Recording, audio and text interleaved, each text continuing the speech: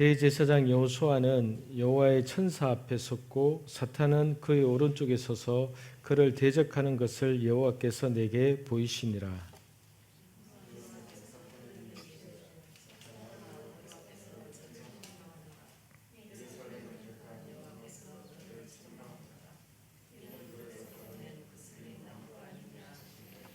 여호수아가 더러운 옷을 입고 천사 앞에 서 있는지라.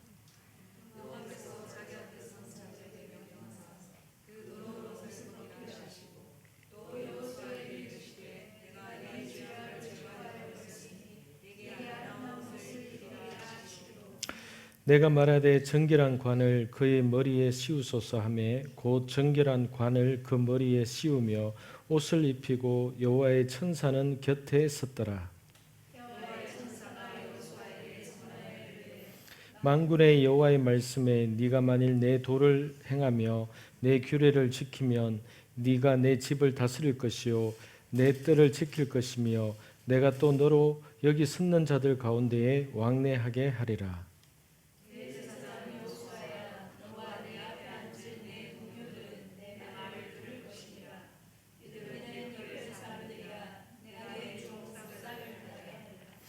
만군의 여호와가 말하노라. 내가 너 여호수아 앞에 세운 돌을 보라.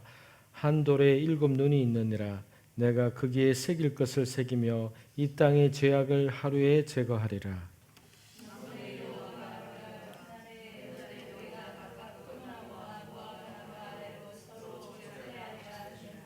아멘. 스가랴 3장 말씀입니다. 오늘 스가랴 3장은 스가랴 선지자가 8가지의 환상 가운데 속에서 네 번째로 본 환상 내용입니다. 하나님께서는 꿈으로도 말씀하시고 환상으로 말씀하시고 귀에 들려주시기도 하시고 수많은 선지자를 통해서 어떤 그 선지자가 받은 은사나 그 선지자가 하는 역할에 따라서 꿈으로 환상으로 음성으로 그렇게 들려주신 것 같습니다. 스가랴서는 이 8가지 환상이 해석하기가 굉장히 어렵습니다. 그래서 저도 스가랴서를 이렇게 묵상하고 읽고 이렇게 할 때에 이 해석이 너무나도 이게 쉽지가 않더라고요. 그래서 설교 말씀을 이렇게 여러 목사님들의 설교 말씀을 들어도 이 스가랴서를 가지고 설교하신 분들이 그렇게 또 많이 없더라고요. 그리고 설교 말씀도 역시 또 들어봐도 제 귀에는 또 들려오는 말씀도 별로 저한테 와닿는 말씀이 또 별로 없고, 그래서 늘 이제 제가 늘 하지만 하나님 앞에 계속 그냥 기도하면서 버티고 아버지 저한테 왜 이러세요 하면서 이제 그 묵상하고 이렇게 하면서, 그러나 스가랴서의 어떤 스가랴 이 청년의 이 심정을 이렇게 느끼고자 했을 때에 하나님께서 이 스가랴 선지자에게 왜 이러한 어려운 환상들을 주셨을까? 이 환상을 받은 스가랴 선지자가 이것을 이스라엘 사람들에게 전했을 때에 도대체 몇이나 이것을 이해했을까? 이런 생각도 해보았습니다. 여러분, 도대체 몇이나 이해했을까요? 이 당시에 성전을 건축하고 있는 5만 명 가까이 바벨론에서 포로에서 돌아온 이 5만 명 가까이 되는 유대인들이 이 스가랴 선지자의 이야기를 다 듣는 것도 아니고 들으러 나온 사람들 중에서 이 말씀을 들으면서 이해했던 사람이 도대체 몇이나 될까요? 왜냐하면은 1장부터 거의 8장까지가 환상의 내용인데, 이 환상의 내용은 메시아가 오게 될 것이다, 메시아가 올 때까지 이 세상 열방 가운데 어떤 일을 하나님께서 하시려고 하는지에 대한 예언인 겁니다. 즉 이때가 BC 520년 정도 때였으니까 520년부터 517년 이때까지 스가랴 선지자가 한 2년 동안의 말씀을 듣고 이 환상을 기록하고 한 내용이거든요.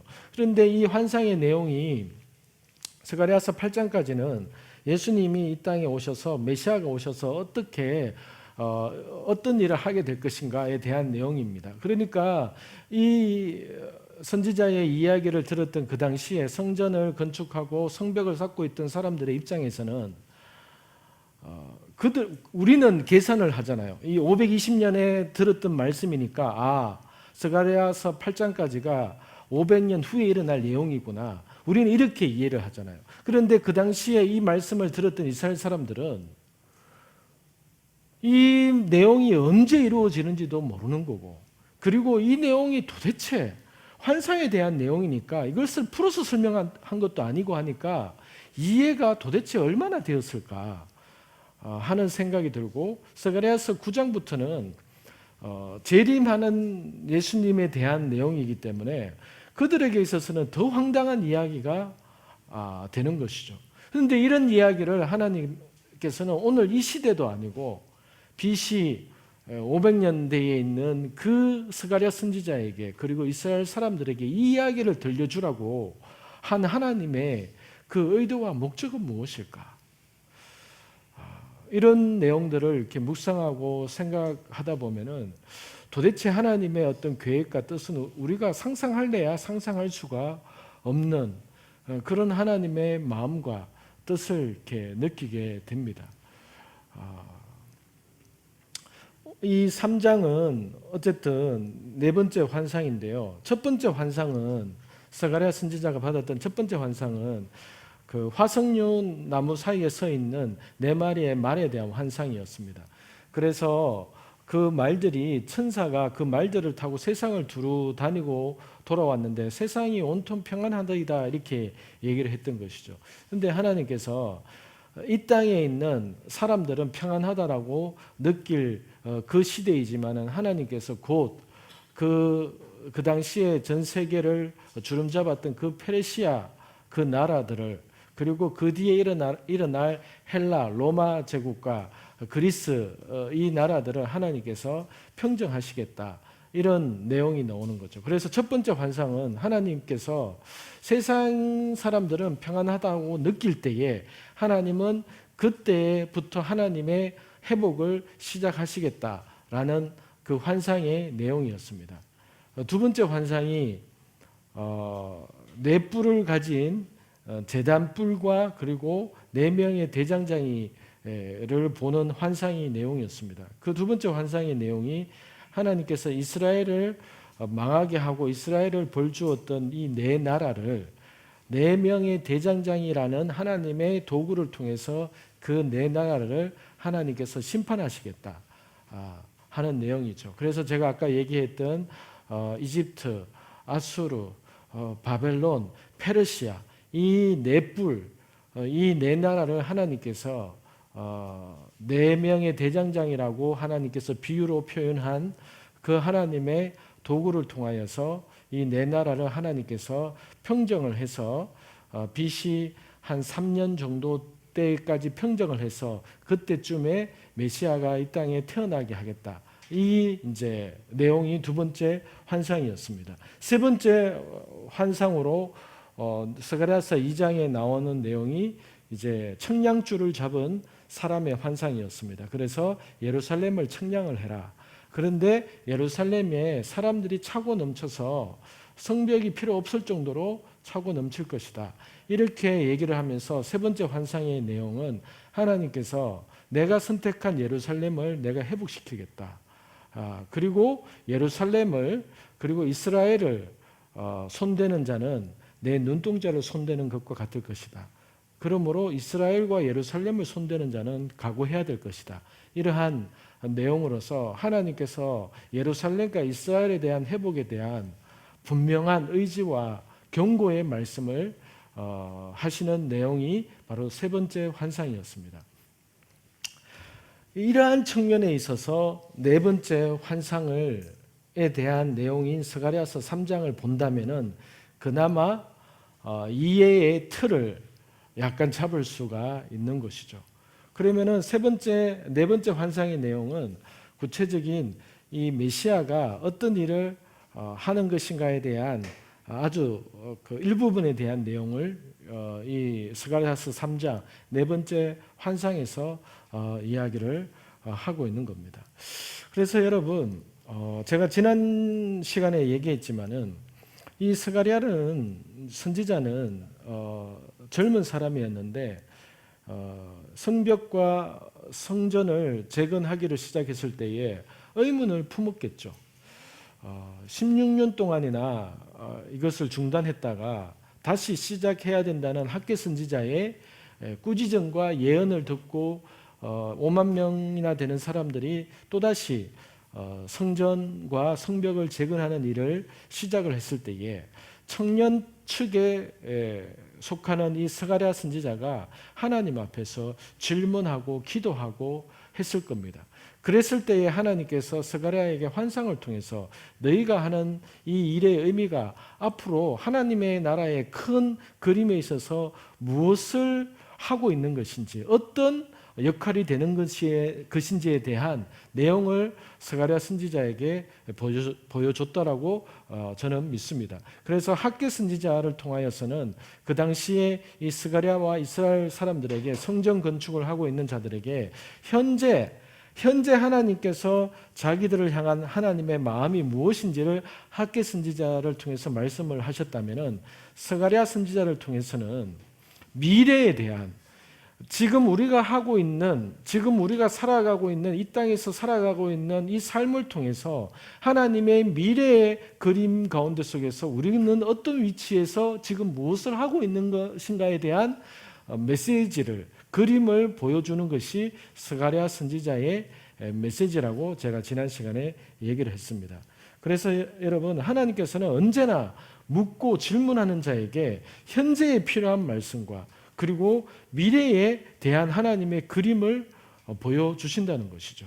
늘 하나님께서 이렇게 선지자를 통해서 말씀하시고 우리에게 있어서 우리가 앞으로 어떠한 길을 가기를 원하시는지에 대한 그림도, 미래적인 그림도 하나님께서는 우리에게 보여주시기를 원하신다는 것을 우리는 간접적으로나마 이 스가랴 선지자의 이 내용을 통해서도 우리가 배울 수 있는 부분입니다. 그래서 오늘 네 번째 환상을 이렇게 보겠습니다.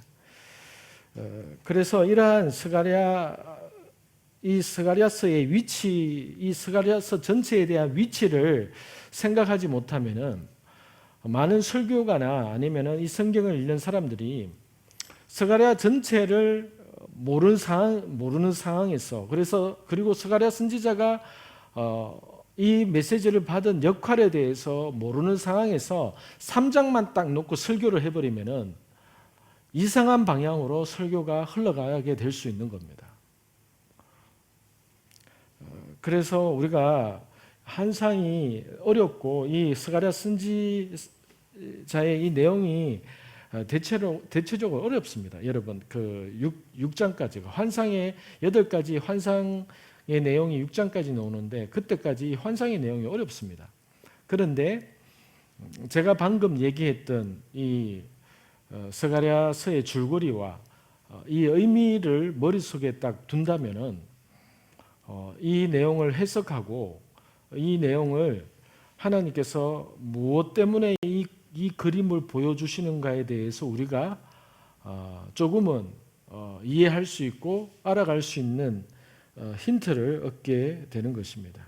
저도 그러한 측면에 있어서 제가 3장을 보겠습니다. 그래서 제가 보는 이 3장에 대한 해석과 내용이 여러분 뭐 나중에 책이나 인터넷에 찾아보시고 하면은 좀 다를 겁니다. 제가 지금 보는 이 3장에 대한 해석과 내용들이 저는 방금 얘기했던 그러한 틀에서 3장을 보기 때문에 이 3장에 대한 설교나 해석이나 여러 가지 책은 저는 모르겠지만은 어쨌든 여러분이 듣거나 또는 참고했거나 또는 앞으로 이렇게 보게 된다면은 그 다른 분들이 얘기하는 부분들과 좀 이렇게 다를 겁니다. 3장을 보겠습니다. 대제사장 여호수아는 여호와의 천사 앞에 섰고 사탄은 그의 오른쪽에 서서 그를 대적하는 것을 여호와께서 내게 보이시니라. 네 번째 환상인데 스가랴 선지자가 기도하다가 이런 환상들을 보지 않았을까 하는 생각이 듭니다. 근데 이 네 번째 환상의 1절의 내용이 대제사장이라고 표현을 하면서 대제사장 여호수아가 그 천사에 의해서 아니 사탄에 의해서 이렇게 고소당하는 이러한 내용들이 나옵니다. 여러분 1절에 보면은 죄인으로서 대제사장 여호수아가 섰고 그 반대편에서 검사 역할을 하는 이 죄를 추궁하고 형을 이렇게 건의하고 하는 그를 대적하는 사탄이 서 있는 모습이 있고 그리고 하나님은 재판장으로서 서 있는 모습을 이렇게 보게 됩니다. 여러분 이 그림은 시편에도 나오고 그리고 이사야 선지자에도 나오고 하나님께서는 너와 나하고 변론해보자. 누가 더 옳은지 재판장 앞으로 나와라. 나랑 변론하자. 이렇게 성경 전체에 이렇게 보면은 하나님께서 재판장으로 재판석에 어떤 사람을 호출을 해서 이 재판장으로 나와라. 그리고 이 판결이 어떻게 내려지는가 너희가 생각을 해봐라. 이러한 내용들이 성경의 곳곳에 나옵니다. 이러한 것이 여러분 이게 힌트를 우리에게 주는 건데 하나님께서 합법적으로 일을 하신다는 거예요. 그리고 사탄도 합법적으로 일을 한다는 거예요. 합법적으로. 욥기에 보면은 욥이 세상을 두루다니다가 하나님 앞에 서서 하나님 앞에서 하나님과 대화하는 장면이 나오잖아요. 그래서 우리는 예전에 욥기를 보면서 그 부분이 어떻게 하나님이 사탄하고 이렇게 대화를 할까? 이런 부분에 있어서 의문을 가지기도 합니다. 그런데 오늘 이 스가랴가 네 번째 본 환상에서도 이러한 법정 앞에서 하나님과 죄인과 재판장이신 하나님과 죄인인 사람과 그리고 그 사람을 고발하는 사탄이 서 있는 모습을 이렇게 보게 됩니다. 그런데 이 장면이 계시록 12장 10절에도 나옵니다.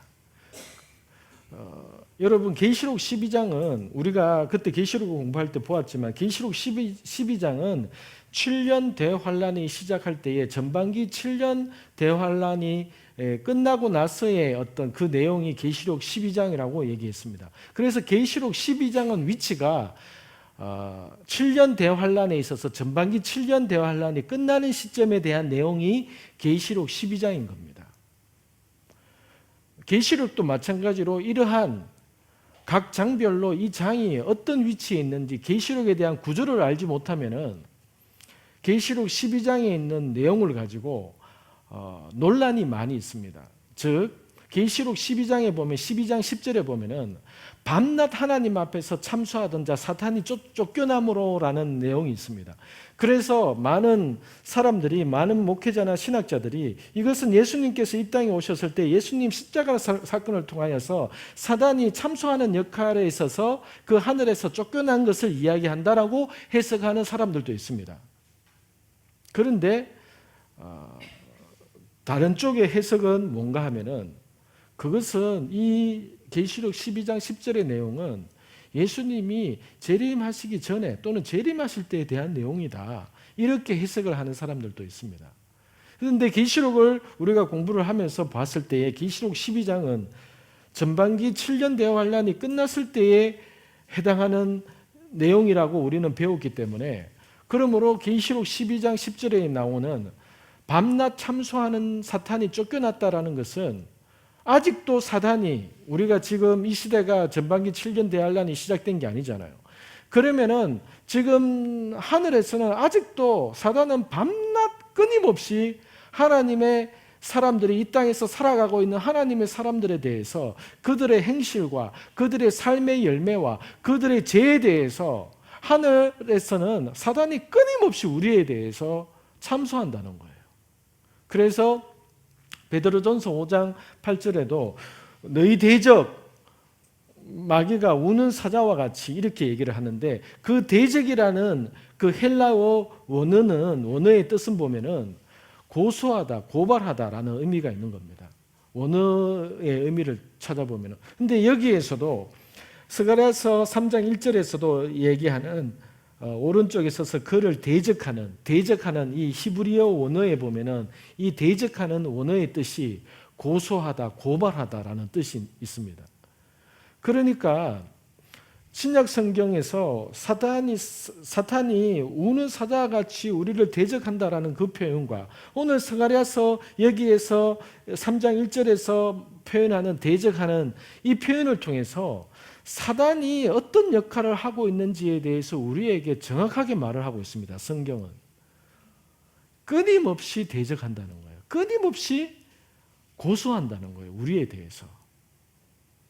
이것이 여러분 사단이 하나님이 정하신 그 심판에 무적응에 떨어지거나 그 7년 대환란 가운데 속에서 전반기 대환란이 끝마쳤을 때에 그가 하늘에서 쫓겨나기 전까지는 끊임없이 그가 하는 역할이 하늘의 재판장에 올라가서 세상을 두루두루 다니면서 오늘 내가 한 말에 대해서, 어제 내가 아내와 싸운 말에 대해서, 어제 내가 자녀와 싸운 그 말에 대해서 그 사탄이 하늘에 올라가서 끊임없이 저 목사는, 저 사모는, 저 집사는 어제 이런 얘기를 했다라고 하면서 하나님 앞에서 끊임없이 고발한다는 거예요.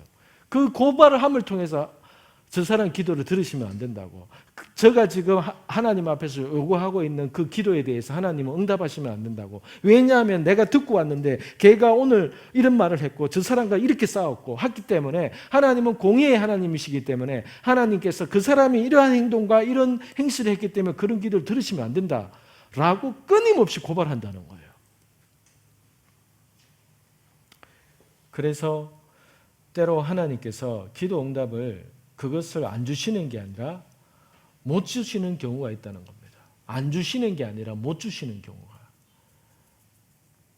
그래서 우리가 다윗의 시편에서의 다윗의 기도를 통해서 우리가 배우게 되는 것은 여러분 우리의 마음 가운데 이러한 일이 있을 때에 어떤 일이 있는가 하면은 우리의 양심에 뭔가 찔림이 있습니다. 하늘에서 끊임없이 원수마귀가 우리에 대해서 고소하고 고발하고 참수할 때는 이 땅에서 우리의 마음 가운데 찔림이 있습니다. 찔림이. 우리의 마음 가운데. 그럴 때에 사단이 고발하는 것에 대해서 우리가 인정을 해야 되는 거예요. 하나님, 사탄이 고발하는 거 그거 맞습니다. 하나님 진짜 제가 그러했습니다. 나는 그런 인간 맞습니다. 인정을 해야 되는 거예요. 아, 그건 내가 아닌데요. 이렇게 해버리면 안 되고 인정해야 되는 겁니다. 인정을 하되 우리가 기도로서 그러나 우리의 죄에 대해서 이미 우리의 중보자가 있기 때문에 우리의 완벽한 변호인이신 예수 그리스도가 있기 때문에 우리의 죄에 대해서 인정하고 자백은 하되 그 죄에 대해서 이미 판결하시고 용서해 주신 그 예수님의 십자가 앞에 나아가서 예수님의 그 십자가로 인해서 어제의 나의 잘못과 오늘의 나의 실수와 내 죄에 대해서 예수님의 십자가로 인해서 내가 하나님 앞에서 용서받았음을 믿습니다라고 믿음으로 하나님 앞에 또한 고백이 필요한 겁니다. 이것이 적극적인 변호인 거죠. 적극적인 변호. 어쨌든 이 스가랴서 3장 1절에서 이 내용을 스가랴 선지자가 본 겁니다. 그래서 여러분 이 스가랴서 3장은 지금 하늘에서 재판석이 열렸다라고 생각하시면 됩니다. 그런데 이 환상이 도대체 왜 이런 내용이 왜 나왔고 하는지는 조금 뒤에 가서 이제 다시 제가 설명을 하겠습니다. 2절을 보겠습니다. 여호와께서 사탄에게 이르시되 사탄아 여호와께서 너를 책망하노라. 예루살렘을 택한 여호와께서 너를 책망하노라. 이는 불에서 꺼낸 거슬린 나무가 아니냐 하실 때에. 그런데 여러분 여기에서 재판장이신 하나님께서 바로 사탄에게 사탄아 내가 너를 책망한다 이렇게 얘기합니다. 예루살렘을 택한 여호와께서 예루살렘을 이미 청량하고 예루살렘을 회복하기로 하나님이 이미 작정하셨고 그렇게 계획을 했는데 그 근거는 무엇인가 하면은 이는 불에서 꺼낸 거슬린 나무가 아니냐. 이는 불에서 꺼낸 거슬린 나무가 아니냐. 사탄아 너가 대제사장, 여러분 대제사장 여호수아에 대해서 이 스가랴서 3장을 해석하는 많은 목사님들이 대제사장 여호수아의 어떤 개인적인 허물과 죄에 대해서 이 사탄이 지적하고 있다라고 이렇게 설교를 대부분 많이 하십니다. 그런데 저는 다른 관점으로 봅니다. 물론 그럴 수도 있습니다. 어떤 분들은 그 근거가 어디서 나온지 모르겠는데 대제사장 여호수아가 예루살렘에 내려올 때에 바벨론에서 예루살렘에 내려올 때 아내를 두고 왔다고 합니다. 그래서 이 예루살렘에서 16년 동안 성전 재건을 하다가 중간에 10년 동안 멈췄잖아요. 그러니까 백성들도 다 자기 집 짓고 이제 먹고 살릴 생각하고 16년 동안 자포자기한 상태로서 이스라엘 사람들이 있었을 때에 이 제사장들도 그 이스라엘 사람들의 그러한 실망한 그 10년 가운데 함께 그 속에 빠져들어가서 대제사장 여호수아도 이방 여인을 취해서 살았다라고 얘기를 합니다. 그래서 거기에 대해서 사단이 신랄하게 어떻게 대제사장이 자기 본부인을 두고 예루살렘에 내려와서 이방 여인을 취해서 살고 있는데 어떻게 이 사람이 대제사장이 될 수 있냐? 어떻게 해서 하나님은 이 사람을 통해서 성전 재건과 이 일을 맡길 수 있냐라고 사탄이 하나님 앞에서 고소 고발을 하고 있다라고 이렇게 설명하기도 합니다. 물론 일리가 있을 수 있습니다. 그런데 저는 그렇게 보지 않습니다. 왜냐하면 여러분 이 스가랴서 3장 전체는 제가 얘기했다시피 첫 번째 환상, 두 번째 환상, 세 번째 환상 다음에 나오는 네 번째 환상입니다. 즉 예루살렘에 대한 회복과 메시아가 이 땅에 올 것에 대한 그 내용을 환상으로서 보여주고 있는 내용이기 때문에 여호수아 한 개인의 어떤 실수와 잘못에 대해서 얘기하려고 스가랴에게 여호수아의 수치스러운 모습을 스가랴에게 그 내용을 보여주면서 야 스가랴 여호수아는 이러한 잘못을 저질렀지만 내가 이렇게 용서해 줬다라는 것을 스가랴에게 환상으로 보여주는 게 아니라 대제사장 여호수아라고 했잖아요. 즉 이스라엘의 백성들의 죄를 대신 짊어지고 가는 대제사장은 1년에 한 번씩 그 지성소에 들어가서 이스라엘 백성들이 이렇게 속죄를 하고 번제를 했을 때 그 죄가 지성소로 다 들어갔을 때에 그 지성소를 1년에 한 번 정결케 하는 역할을 수행하는 사람이 대제사장이거든요. 그러니까 대제사장은 이스라엘 백성들의 죄를 담당하는 자인 겁니다. 그리고 8절을 보십시오. 여러분 8절. 대제사장 여호수아야 너와 네 앞에 앉은 네 동료들은 내 말을 들을 것이니라. 이들은 예표의 사람들이라. 저는 이 말을 통해서 저의 해석의 근거를 삼습니다. 즉 8절 말씀을 통해서 뭐라고 얘기하는가 하면은 여호수아와 대제사장 여호수아와 네 동료 제사장들은 예표다. 예표로서 이것을 보이고 있다. 스가랴야 대제사장 여호수아와 제사장은 하나의 예표로서 내가 지금 이야기하는 거다. 이렇게 얘기를 하고 있기 때문에 스가랴서 3장 1절에서부터 얘기하는 대제사장 여호수아는 개인적인 여호수아에 대해서 얘기하는 게 아니라 이스라엘의 죄를 짊어지고 가는 이스라엘의 죄를 사하는 역할을 담당하는 그러한 예표로서의 대제사장 여호수아라고 표현을 하고 있다는 겁니다. 그런데 아무도 이렇게 해석을 하거나 설교하시는 분은 없습니다. 아니 제가 책은 안 읽어봤기 때문에 없다라고 표현을 할 수는 없고 제가 인터넷에서 유튜브에서 찾아본 3장에 대한 설교를 봤을 때 어느 누구도 이렇게 설교하시는 분은 없습니다. 그냥 다들 개인적인 여호수아의 어떤 그 죄에 대해서 지금 지적당하는 거라고 이렇게 해석을 대부분 그렇게 해놨습니다. 근데 뭐 그것이 틀렸다고 볼 수는 없지만은 저는 8절 말씀을 근거로 해서 그리고 스가랴 선지자에게 하나님께서 이스라엘의 회복에 대해서 계속 말씀을 하고 있기 때문에 갑자기 대제사장 여호수아의 개인적인 죄에 대해서 하나님께서 이것을 스가랴 선지자에게 보여줬다라고는 저는 생각하지 않는다는 거죠. 그리고 무엇보다도 중요한 것은 8절 말씀이 근거로 들어서 이것은 예표라는 겁니다. 여호수아에 대한 대제사장 여호수아에 나오는 인물은 이 3장에서 하나의 예로서 이스라엘의 죄를 짊어지고 가는 자로서의 예로서 얘기하는 거다라고 말하고 있기 때문에 이것은 이스라엘 백성들에 대한 전체적인 그 모습들에 대해서 얘기하는 것이 대제사장 여호수아가 법정에서 사단한테 고소당하고 고발당하는 모습을 보여주는 것이라고 저는 봅니다.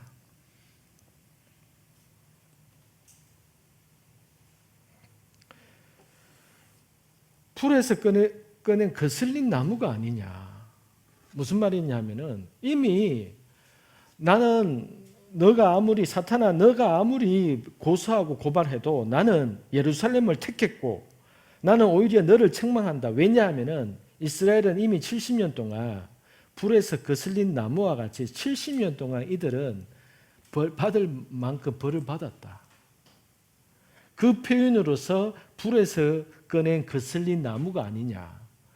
더 이상 그에게 심판과 죄의 짐을 형벌을 내리라고 내한테 얘기하지 마라. 그들은 이미 불에 거슬렸다. 불에 거슬린 나무다. 이렇게 표현을 하는 겁니다.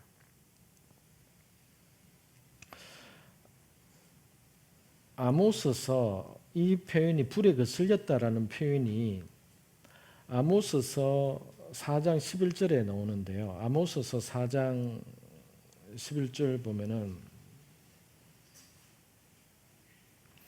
내가 너희 중에 성읍 무너뜨리기를 하나님인 내가 소돔과 고모라를 무너뜨린 같이 하였으므로 너희가 불 붙는 가운데에서 빼낸 나무 조각 같이 되었으나 이렇게 표현합니다. 즉 아모스서에서도 이스라엘 백성들이 주변의 아수르와 바벨론 포로로 끌려가서 그들을 속에서 그 속에서 70년 동안 종살이하고 70년 동안 포로지에서 살아갔던 그 삶을 아모스 선지자는 불 붙는 가운데서 빼낸 나무 조각같이 되었다라고 표현을 하고 있는 겁니다.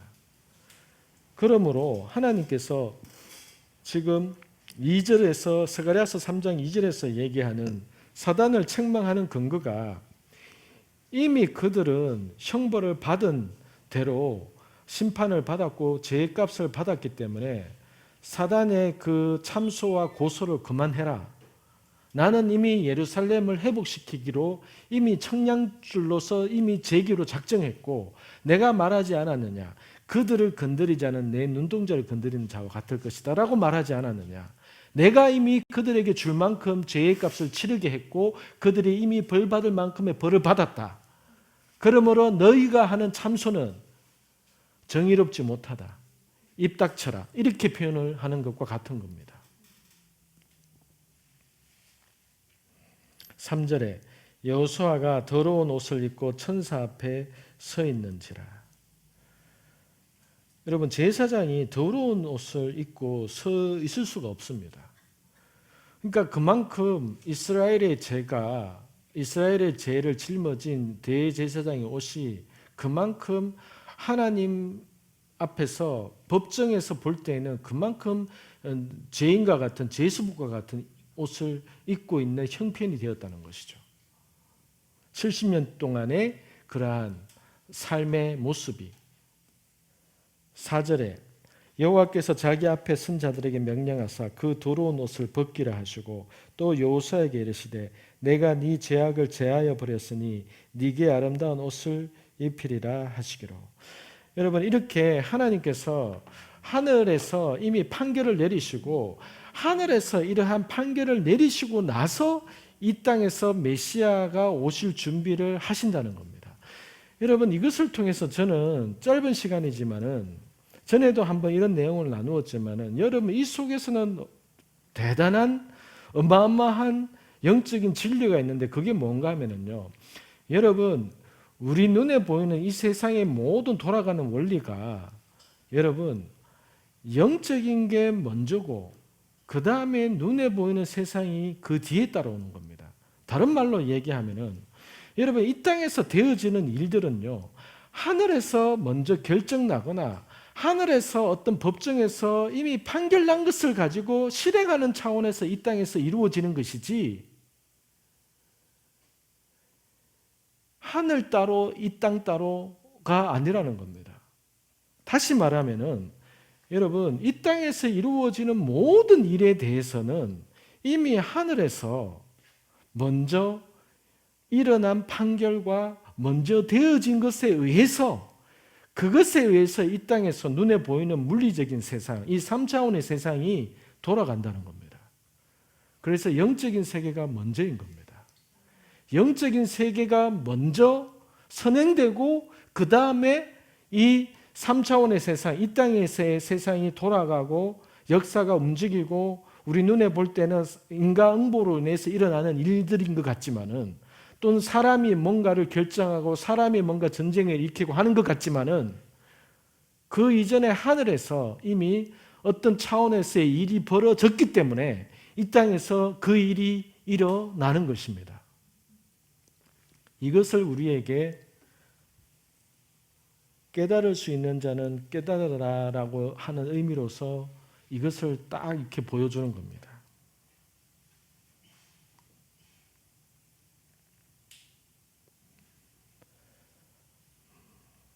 그리고 두 번째는 여러분, 그 더러운 옷을 벗기라. 더러운 옷을 벗기라. 그러므로 여러분 이미 어떤 의미가 있는가 하면, 여러분 이미 하늘에서는, 하나님께서는 이미 하늘에서는 2500년 전에 이 지금의 이스라엘에 대한 판결을 이미 2500년 전에 이미 하늘에서는 이미 내린 겁니다. 다시 말할게요. 현재의 세계 역사 가운데 한 나라의 중동에 있는 이스라엘에 대한 위치와 그들의 지위와 그들의 땅에 대한 모든 것들은 이미 오래전에 하늘에서 이미 결정이 내려진 겁니다. 이미 결정이 내려졌기 때문에 그 결정이 내려진 것에 의해서 이스라엘이 2000년 동안 나라 없이 또 돌아다녔고, 그리고 하늘에서 결정이 내린 것에 의해서 1948년 5월 14일에 이스라엘이 독립을 하게 되었고, 그리고 지금의 나라로서 세워져 가고 있으면서, 이따가 환상에 대한 내용에 의해서 나오겠지만은 전 세계에 흩어져 있는 유대인들이 이스라엘로 돌아가고 있는 이 현실도 이미 오래전에 하늘에서 이미 그렇게 결정을, 그러한 판결이 내려졌기 때문에 지금 세계 역사 가운데 이스라엘과 관련된 모든 일들이 그렇게 이루어지고 있는 겁니다. 이것은 여러분 우리의 삶도 마찬가지입니다. 우리의 삶도 마찬가지입니다. 계시록 19장 10절인가 이렇게 보면은 하나님께서 심판하시고 전쟁하시니라, 심판하고 싸우니라, 이런 내용이 나옵니다. 여러분 싸움이 먼저가 아니라는 겁니다. 심판하고 나서 싸운다는 겁니다. 이미 하늘에서 판결하고 나서 법정에서 땅땅땅 판결을 내리고 나서 그 다음에서 싸우는 것이지, 싸움이 먼저가 아니라는 겁니다.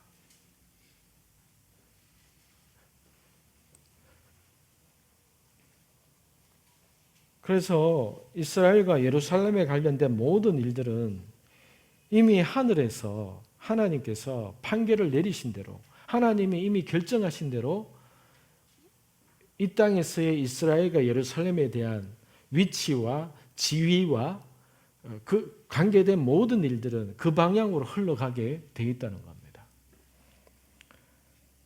그래서 제 믿음으로는요, 이것을 깨닫고 이것이 믿음의 눈으로 보여진 사람들이 이러한 기도를 하게 될 때에 하나님은 너무나도 기뻐하신다는 거죠. 하나님은 너무나도 기뻐하시는 겁니다. 왜? 이것이 하나님 나라의 뜻이고 하나님 나라의 계획이기 때문에. 마태복음 6장 33절, 너희는 먼저 그의 나라와 그의 의를 구하라. 하나님의 나라와 하나님의 뜻이 이미 하늘에서 판결 내려지고 하나님이 결정한 그 일이 하나님 나라의 일이고 그것이 하나님의 뜻이기 때문에 아버지의 뜻을 깨닫고 아버지의 나라의 일이 무엇인지 아는 사람들이 이미 오래전에 하나님께서 내리신 결정과 그 뜻이 지금 이 땅 가운데 이루어지기를 원합니다라고 기도하게 될 때에 하나님께서 우리에게 필요한 모든 것을 그냥 하나님이 덤으로 주신다는 거예요. 왜? 세상의 모든 역사는 하나님의 나라를 위해서 어차피 가고 있기 때문에 하나님은 지금도 그 하나님의 나라를 위해서 이 땅에서 기도할 자, 그 일을 위해서 순종하고 반응할 자를 하나님께서 찾고 계시기 때문에 하나님은 그런 사람을 필요로 하시기 때문에 그런 사람들이 그렇게 기도하고 그것을 깨달은 자가 하나님 앞에서 예배하고 그것을 깨달은 자가 하나님 아버지의 뜻을 제가 알았습니다. 그 뜻이 이루어지기를 원하고 그 뜻을 위해서 내 삶과 내 인생이 그렇게 쓰임받기를 원합니다. 라고 하는 고백하는 사람들이 실제적으로 많지가 않은 겁니다. 여러분. 실제적으로 많지가 않은 겁니다. 그래서 하나님은 그런 자를 찾고 계시는 것이죠.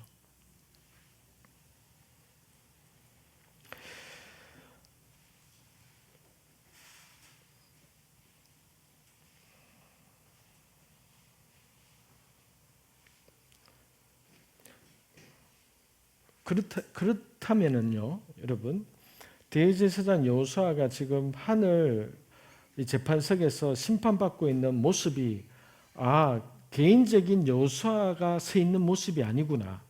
이스라엘의 죄를 담당하는 그런 역할로서 서 있는 그림을 하나님께서 스가랴에게 환상으로 지금 보여주고 계시는 거구나라고 생각을 한다면은 예수님이 성령에게 왜 이끌리셔서 광야에 가서 40일 동안이나 시험 받았을까가 이해가 되는 겁니다. 무슨 말인가 하면은요. 사단은 아담과 하와 에덴 동산 이후로 인간의 후손에 대한 모든 그 태어나는 자들은 죄를 가지고 태어나기 때문에 그 모든 게 사단의 하수 아래 있는 것이죠. 그래서 사단이 이 세상에 어떤 주인 노릇을 한다라는 표현을 성경에서 이렇게 하고 있는 겁니다. 그래서 태어나는 모든 자가 죄로서 어떤 사람에 대해서는 사단이 그 사람에 대해서 죄인이기 때문에 사단의 하수 노릇을 하게 되기 때문에 사단이 태어나는 인간에 대해서는 다 건들 수 있는 자신의 합법적인 권위와 그거를 가지고 있는 것이죠. 그런데 성령으로 잉태되었다 할지라도 예수님이 마리아라는 죄인의 몸에서 태어난 겁니다. 그런데 예수님이 요단강에서 세례를 딱 받고 났을 때에 성령에게 이끌려 마치 성령님께서 예수님으로 하여금 사역을 하시기 전에 네가 사역을 하기 전에 네가 통과를 해야 될 그 과정이 있으니까 너 나를 따라와라. 이렇게 하듯이 예수님을 이끄셔서 광야로 사단에게 시험받는 그곳으로 성령님께서 이끌고 가셨다는 거예요. 저는 이 본문을 볼 때마다 왜 성령에게 이끌리셔서 예수님이 광야에 가서 40일 동안 금식하면서 시험 받으셨을까? 그러면 성령님은 왜 마귀 앞에 예수님을 데리고 가서 시험 받게 했을까? 그것은 사단이 가지고 있는 합법적인 권위가 있기 때문에 그렇다는 것이죠. 사단이 가지고 있는 합법적인 권위. 그는 계시록 12장 그 10절의 말씀이 이루어질 때까지 끊임없이 하나님 앞에서 사람에 대해서 고소하고 고발할 수 있는 그 자격이 주어져 있기 때문에 마리아의 몸에서 태어난 그 메시아에 대해서까지도 인간 예수에 대해서도 유혹하고 죄 가운데 빠뜨릴 수 있는 그 합법적인 권위가 그에게 있는 것이죠.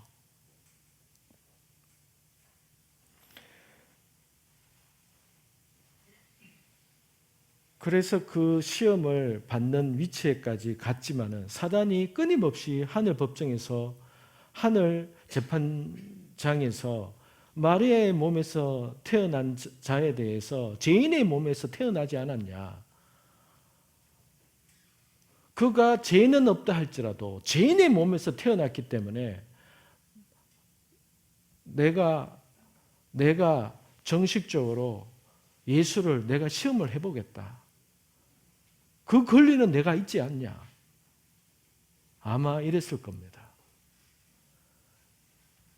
하나님도 허용하셨을 것이고. 그러나 예수님께서 40일 동안 마귀의 시험에, 그 유혹과 시험에, 죄에 대해서, 유혹에 대해서 모든 그 시험을 이기셨기 때문에 죄 없이 태어나신 분이 시험에 있어서도 전혀 유혹과 시험에 있어서도 죄를 받아들이지 않았기 때문에 그 다음부터 그분이 권세가 주어져서 전혀 사단에 의해서 영향받을 수 있는 그러한 죄가 들어오지 않았기 때문에 그 다음부터 회개하라, 이미 천국이 이 땅에 왔다라고 선포하시면서 귀신을 쫓아내고, 이미 마귀의 시험을 통과한 그 예수님이 마을로 들어갔을 때에 귀신 들린 자는 귀신이 먼저 알아보고 그 예수님 앞에 무릎 꿇든지 도망가든지 숨든지 하는 그 일들이 일어나게 된 것이죠.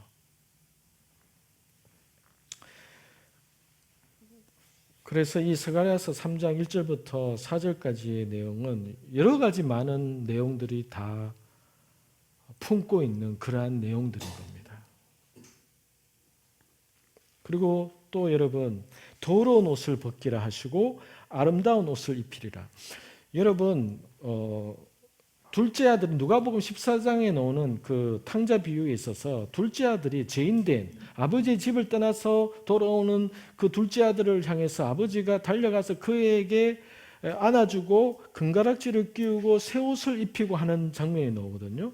예수님께서 신약 성경에 어디 성경인지 지금 기억이 안 나는데 천국잔치를 베풀었을 때에 천국잔치 비유가 여러 가지 나오는데 어떤 비유에서 예복을 입지 않고 들어와 있는 자에 대해서 쫓겨나는 그 비유를 하시는 내용이 나옵니다.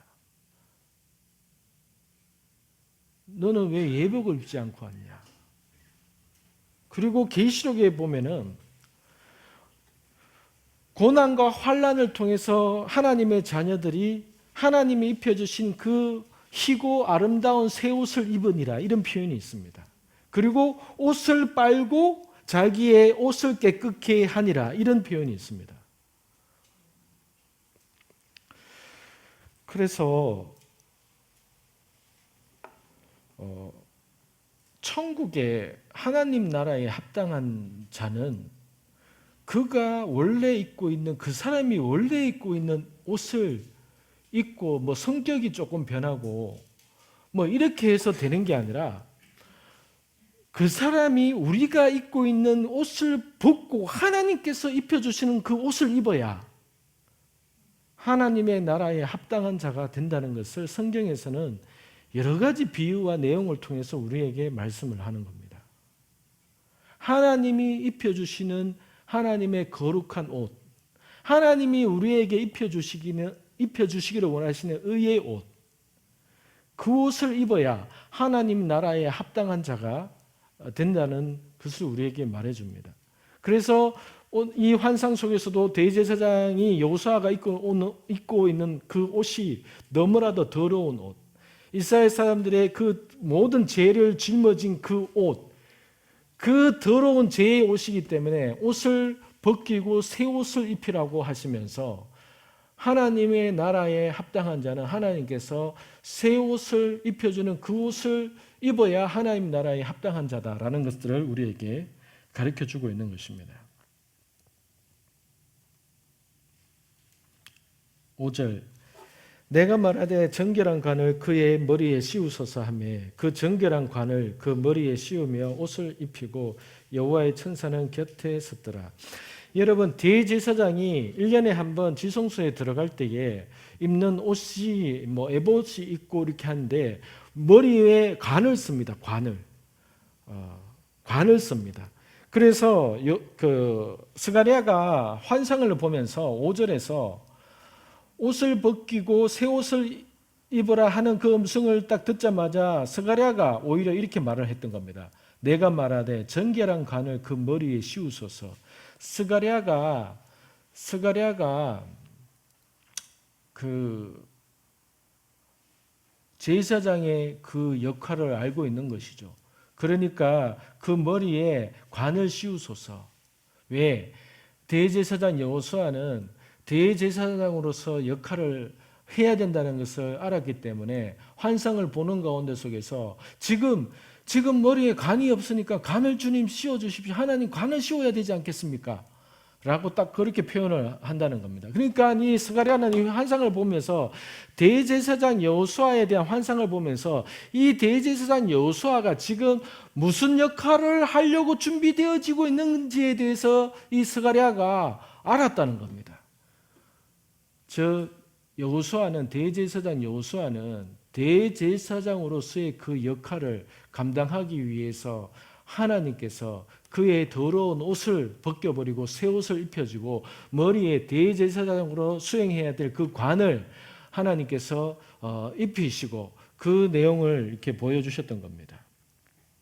6절 여호와의 천사가 여호수아에게 증언하여 이르되 7절 만군의 여호와의 말씀에 네가 만일 내 도를 행하며 내 규례를 지키면 네가 내 집을 다스릴 것이요 내 뜰을 지킬 것이며 내가 또 너로 여기 섰는 자들 가운데 왕래하게 하리라.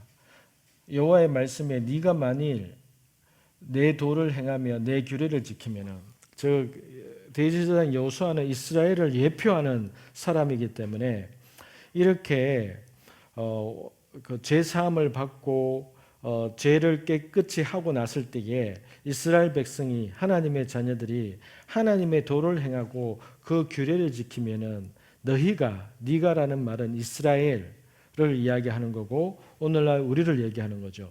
너희가 내 집을 다스릴 것이고 하나님의 집, 하나님의 나라, 천년 왕국, 내 집을 다스릴 것이고 내 뜰을 지키게 될 것이다. 내가 또 너로 여기 섰는 자들 가운데 왕래하게 하리라. 8절 대제사장 여호수아야 너와 네 앞에 앉은 네 동료들은 제사장들이죠. 내 말을 들을 것이니라. 이들은 예표의 사람들이라. 내가 내 종 싹을 나게 하리라. 그러면서 이렇게 더 실체를 더 드러내죠. 이 환상에 대한 실체. 내가 내 종 싹을 나게 하리라. 이 싹은 메시아를 얘기하는 거죠. 이사야 11장 1절에 보면은요. 이사야 11장 1절에 보면은 이새의 줄기에서 한 싹이 나며 이렇게 표현합니다. 이새의 줄기에서 한 싹이 나며 메시아거든요. 그러니까 여기에서 스가랴서 3장 그러면은 8절에서도 말하는 바가 대제사장 여호수아야 너와 네 앞에 앉은 네 동료들은 내 말을 들을 것이니라. 이들은 예표의 사람들이라. 지금까지 쭉 8절까지 얘기한 것이 대제사장 여호수아는 예표로서 얘기한 거다. 대제사장 여호수아는 예표로서 얘기한 거고 내가 내 종 메시아를 나게 할 건데 그 메시아가 당할 환난과 고난과 그러한 의미로서 또한 내가 너에게 보여준 그림이기도 하다. 이렇게 표현하는 것인 겁니다. 9절 만군의 여호와가 말하노라 내가 너 여호수아 앞에 세운 돌을 보라. 모퉁이 돌을 의미하는 겁니다. 보라 한 돌에 7 눈이 있느니라. 내가 거기에 새길 것이며 새기며 이 땅의 죄악을 하루에 제거하리라. 예수님이 십자가에 달려 돌아가신 날 그 하루 만에 이 땅의 죄를 내가 제거하리라. 그분은 바로 이 땅에 모퉁이 돌로 오신 메시아 예수 그리스도다. 그분은 그 돌에는 7 눈이 있느니라. 7 눈. 요한계시록에 보면 7 눈 곧 7 하나님의 성령이니라 라는 표현이 있습니다. 즉 예수님은 메시아는 싹이기도 하고 모퉁이 돌이기도 하고 성령으로 충만한 하나님의 7 영으로 인해서 세워진 분이기도 한 겁니다. 10절 만군의 여호와가 말하노라. 그날에 너희가 각각 포도나무와 무화과나무 아래로 서로 초대하리라 하셨느니라. 여러분, 성경에서 포도나무와 무화과나무 이 두 단어를 같이 쓸 때는요, 이스라엘은 무화과가 완전히 그 이스라엘을 대표하는 상징하는 그 식물이잖아요. 그리고 포도나무도 그렇고. 그런데 포도나무와 무화과나무를 같이 쓸 경우에는 이스라엘 사람들에게 야 너희 네 은혜 받았구나, 네 복 받았구나라는 표현으로서 풍족하고 너 기름진 것으로 너희 집에 포도나무와 무화과나무로 너희 집에 충만하기를 내가 기도한다라는 의미는 야 너희 가정이 너희 집에 복 받고 너희 집이 아주 이렇게 부자로서 은혜롭게 잘 살기를 원한다 이런 의미가 있는 거거든요. 그래서 구약성경 전체에 보면은 포도나무와 무화과나무로 이렇게 표현할 때는 그 사람을 축복하는 말인 겁니다. 근데 여기 10절에서 만군의 여호와가 말하노라. 그날에 너희가 각각 포도나무와 무화과나무 아래로 서로 초대하리라. 천년왕국에 예수님이 이 땅에 오셨을 때에 많은 이방인들을 이러한 이스라엘로 초대하게 되리라. 초대하게 될 것이다. 이 내용을 이야기하는 부분입니다.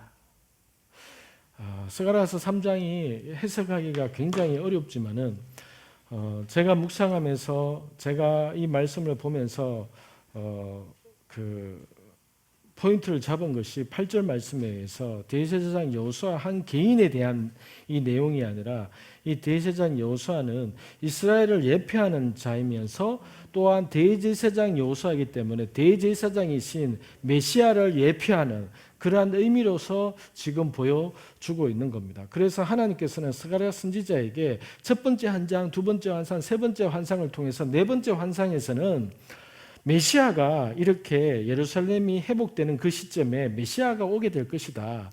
이 내용을 스가랴 선지자에게 이렇게 환상으로 기도 가운데 보여주셨던 겁니다. 우리가 1절부터 쭉 내용을 살펴보면서 1절부터 4절까지에 있는 그 내용 안에서 여러 가지 한 세 가지 네 종류의 어떤 의미로서 영적인 교훈으로서 풀이했던 그 부분이 저와 여러분에게 있어서 적용되어지고 깨달아지고 우리가 붙잡을 수 있는 그런 부분이라고 생각이 됩니다. 이 스가랴서 3장을 통해서 하나님께서 저와 여러분에게 이러한 은혜, 하나님께서 우리에게도 우리가 가는 이 길 가운데 속에서 우리에게 스가랴 선지자와 같이 기도하는 자에게 하나님께서 우리가 가는 이 길에 대한 큰 그림을 보여주실 것이고, 그리고 지금 내가 하나님 앞에서 들어야 될 그 음성도 하나님께서 이렇게 들려 주실 겁니다. 이 시간에 함께 기도하고 마무리하겠습니다.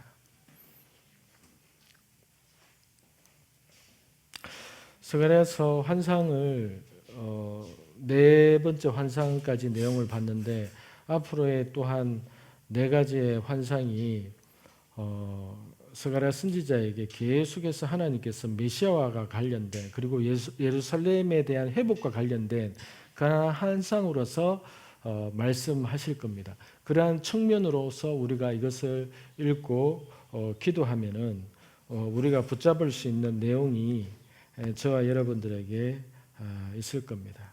같이 오늘 우리가 3장 공부한 내용을 가지고 하나님 앞에 우리가 고백하고 기도하고 그렇게 나아가겠습니다.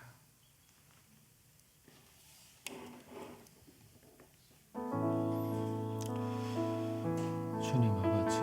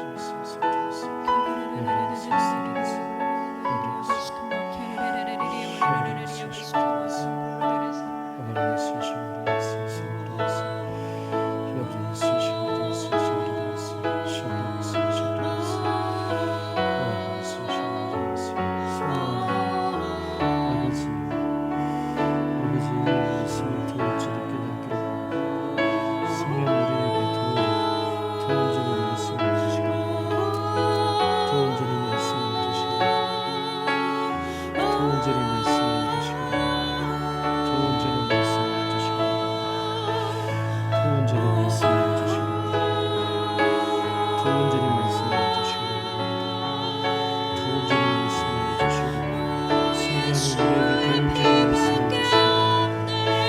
두번째는 말씀해 주시고 두번째는 말씀해 주시고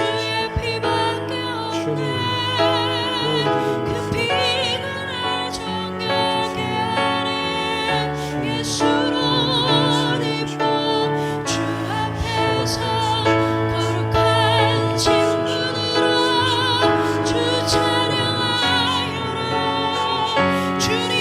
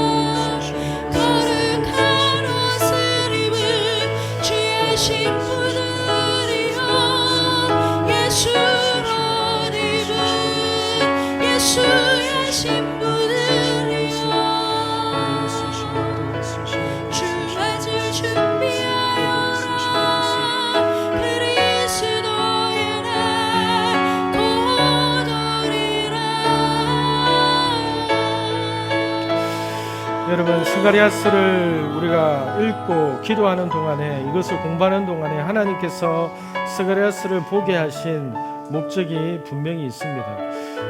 요한계시록을 볼 때에도 시작할 때는 몰랐지만은 왜 계시록을 그때에 보게 했는지 하나님께서 우리에게 알게 해주시고 또 무엇보다도 저에게 분명히 깨닫게 하셨는데, 이 스가랴 이 내용도 12장까지 있는 이 내용도 하나님께서 이 시대에 지금 우리가 걸어가고 있는 믿음으로 뭔가를 하나님 앞에서 반응하고 깨어서 기도하기를 원하면서 가고 있는 자들에게, 우리에게 지금 우리가 하고 있는 일이 무엇을 하고 있는 것인지 이것을 하나님께서 깨닫게 하시고 보여주기를 원하시고, 여러분, 그런데 이 스가랴 선지자가 받은 내용은, 이 8장까지의 내용은 그가 받았을 때로 이후로 본인은 이게 언제 이루어질지는 몰랐습니다. 그런데 우리는 알죠. 500년 후에 이루어졌습니다. 이것이 500년 후에 이루어졌습니다.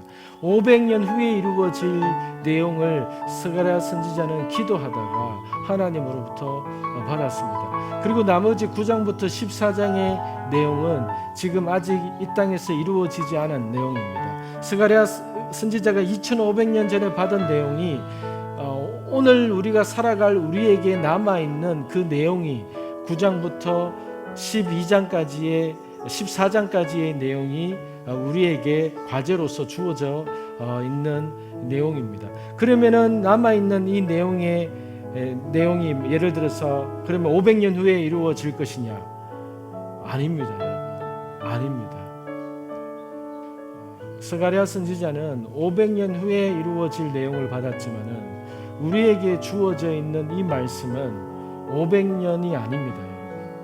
물론 그 기간은 확실하게 얘기할 수는 없겠죠. 그러나 우리 주변에 돌아가고 있는 상황들, 이 모든 상황들을 볼 때에 여러분 얼마 남지 않은 겁니다. 얼마 남지 않은 겁니다. 지금 호주와 영국에서는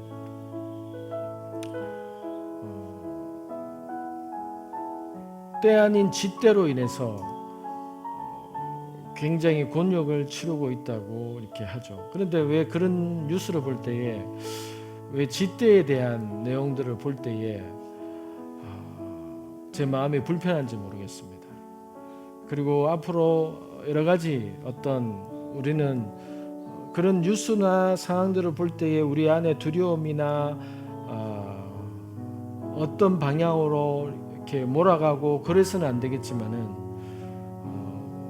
그러한 내용들을 통해서 우리는 늘 깨어서 내가 지금 가고 있고 내가 지금 걸어가고 있는 이 위치가 어디에 있는 것인지 우리가 하나님 앞에, 스가랴 선지자는 그것을 알고 싶어서 하나님 앞에 기도했을 때에 하나님께서 그에게 보여주셨고 들려주셨던 겁니다.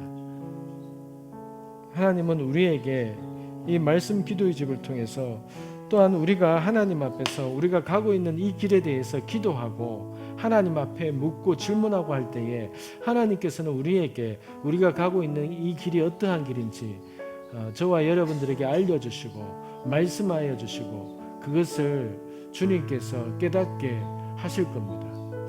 다니엘도 그래서 받았던 내용인 거고, 스가랴서 3장을 보면서 지난밤에도 저는 이 말씀 앞에서 아까도 얘기했다시피 하나님 이 3장의 말씀 오늘 우리에게 도대체 이것이 무슨 의미가 있습니까? 하나님이 스가랴서 3장이 이 환상이 이해가 되지 않습니다. 이 환상이 이해가 되지 않습니다. 하나님 이 환상의 내용이 무엇입니까? 이걸 가지고 그냥 밤새 실험하고 고민하고 했을 때에 오늘 나눈 내용과 같이 제 마음 안에 하나님께서 이러한 감동과 은혜를 저에게 주셨기 때문에 제가 이렇게 나눌 수 있는 부분입니다. 하나님께서 여러분이 말씀을 보고 하나님 앞에서 여러분이 어떤 당한 현실이나 상황에 대해서 하나님 이것이 나에게 무슨 의미가 있습니까? 이 일이 나에게 어떤 의미가 있습니까? 하나님 제가 지금 왜 이러고 있습니까? 제가 지금 가고 있는 이 길이 하나님 맞습니까? 라고 질문하고 묻고 그것 때문에 밤새 하나님 앞에 실험하고 묵상하고 할 때에 하나님께서 우리의 마음 가운데 잔잔하게 생각 가운데 환상 가운데 음성으로 꿈으로 우리에게 말씀하시는 분이십니다. 우리는 그러한 하나님을 기대합니다. 하나님께서 이 스가랴서를 통해서 우리에게 말씀하실 겁니다. 구체적으로 그러한 기대를 가지고 있습니다. 하나님 아버지, 우리는 이 스가랴 선지자가 하나님 2500년 전에 하나님께로부터 받은 이 환상과 이 내용을 하나님 오늘 우리에게 우리의 삶에 우리의 상황에 아버지와 살펴보면서 하나님께서 이 말씀을 통해서 오늘날 우리에게 나에게 무엇을 말씀하시고자 하시는지 하나님 우리가 이 말씀을 통해서 아버지 앞에서 어떻게 서 있어야 되는지 무엇을 붙잡아야 되는지를 알기 원합니다. 깨닫기를 원합니다. 하나님 이 말씀을 통하여서 이 스가랴서를 통하여서 그것을 우리에게 또다시 말씀하시고 이 말씀을 통해서 우리에게 재해석되게 하시고 깨닫게 하시고 들려주실 것을 믿습니다. 하나님 말씀 가운데 깊이 오랫동안 머무는 자가 되기를 원합니다. 아마 스가랴 선지자는 그러했을 겁니다.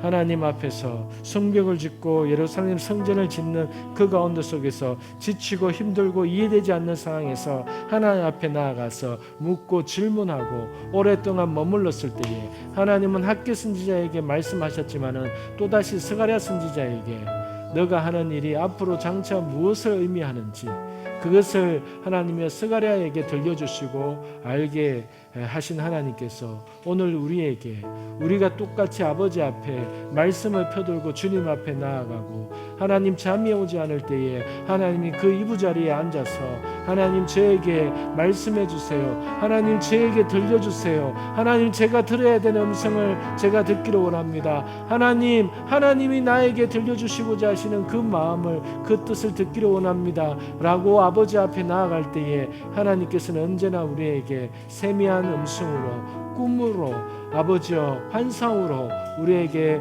말씀하시고 깨닫게 하실 하나님이심을 믿습니다. 아버지 감사합니다.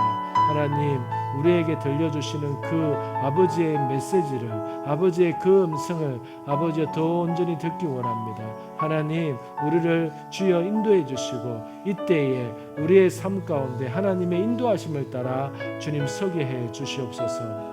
걸어가신 예수님의 이름으로 기도드립니다. 아멘.